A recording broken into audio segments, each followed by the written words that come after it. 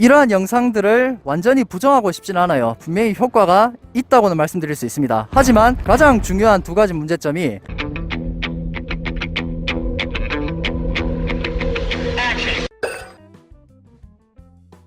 네, 안녕하세요. 저는 조비 연구개발팀에서 연구활동을 하고 있는 권기윤입니다.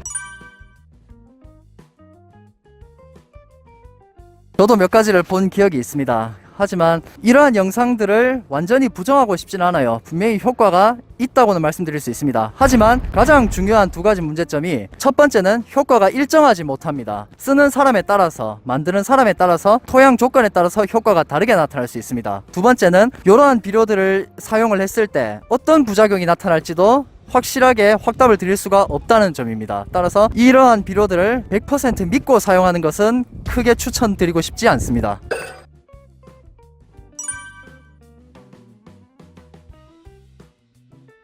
생명체가 삶을 영위하기 위해서는 크게 두 가지가 필요합니다. 첫 번째는 물이고요, 두 번째는 영양분입니다. 이 비료는 식물체에게 영양분을 공급하는 아주 중요한 역할을 한다고 할 수 있습니다.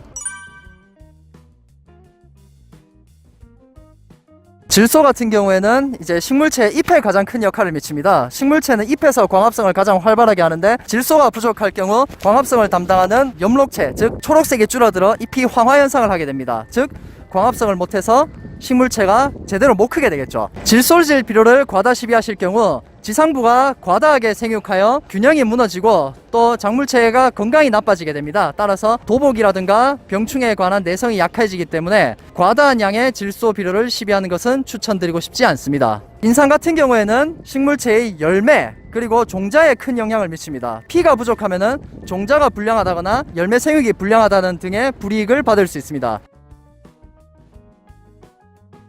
K 같은 경우에는 이제 식물체의 뿌리 발근에 중요한 역할을 미치는데, 칼륨이 부족할 경우 뿌리 생육이 불안정해진다거나 하는 그런 부작용이 있을 수 있습니다.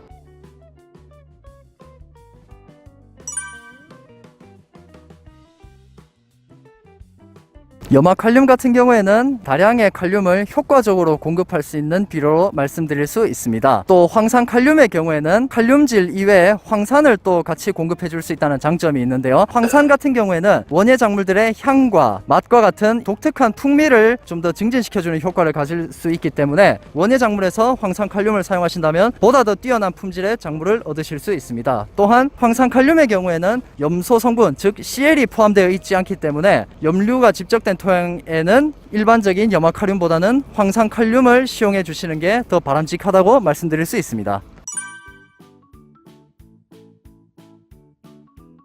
비료의 가장 중요한 세 가지 성분이 질소, 인산, 칼리 세 가지를 들 수 있는데, 그 외에 미량 요소들을 함께 공급해 줄 수 있는 비료를 사종복비라고 말씀드릴 수 있습니다. 기능성 비료라는 품목이 따로 있는데요. 이 기능성 비료의 경우 식물의 생육 이외에 발근 촉진이라든지 이제 엽색도 증가와 같은 특수한 능력을 발휘할 수 있는 비료들을 말씀드릴 수 있습니다.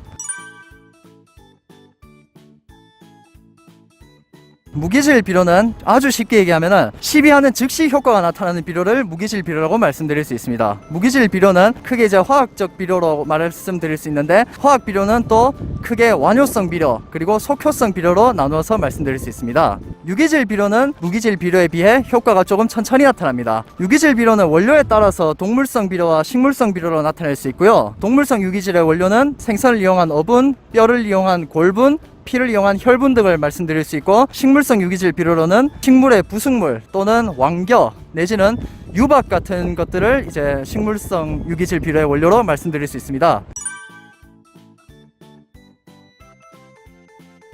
속효성 비료는 시비한 즉시 효과가 빠르게 나타나는 비료로 말씀드릴 수 있습니다. 작물 생육 단계에 따라 필요한 영양소가 다르듯이 영양분을 빨리 공급해 줘야 할 때가 있고 느리게 공급해 줘야 할 때가 있습니다. 주로 추비용으로서 나타나는 게 속효성 비료인데요. 요 보시는 미네랄 비료도 신속한 양분 공급이 필요할 때, 그럴 때 주는 것이 속효성 비료입니다. 완효성 비료의 경우는 주로 밑거름으로 활용이 됩니다. 완효성 비료의 가장 큰 목적은 노동력의 절감으로써 시비를 한 번만 실시하여도 양분이 신속히 빠져나오지 않고 식물의 생육 단계에 따라 천천히 빠져나오기 때문에 작물 생육 주기에 맞춰서 끊임없이 부드럽게 양분을 공급해 줄 수 있는 장점이 있습니다.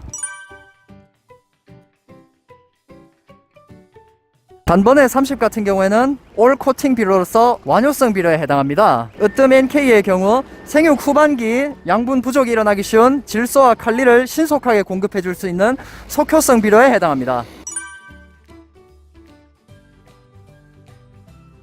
수도용, 즉 벼농사 같은 경우에는 우리나라에서 생산량을 중요시하는 경향이 있습니다. 그것 때문에 수도용 비료 같은 경우에는 질소, 인산, 칼리를 포함한 마그네슘과 붕소의 공급을 중요시하고 있습니다. 원예용 비료 같은 경우에는 생산량에 비해 맛이라든가 향과 같은 품질을 더 중요시하는 경향이 있습니다. 따라서 수도용의 비료 들어가는 양분 외에 황이라든가 칼슘, 마그네슘, 붕소와 같은 양분들의 공급을 위해 그 양분들을 추가해주고 있습니다.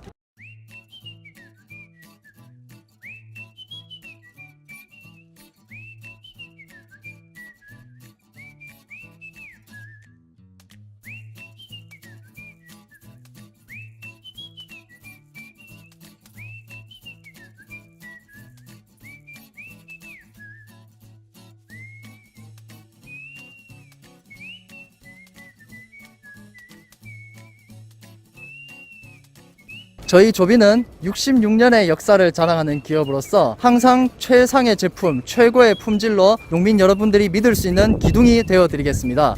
우리나라의 농업을 책임져 주시는 여러분들께 다시 한번 감사의 인사를 드립니다. 감사합니다.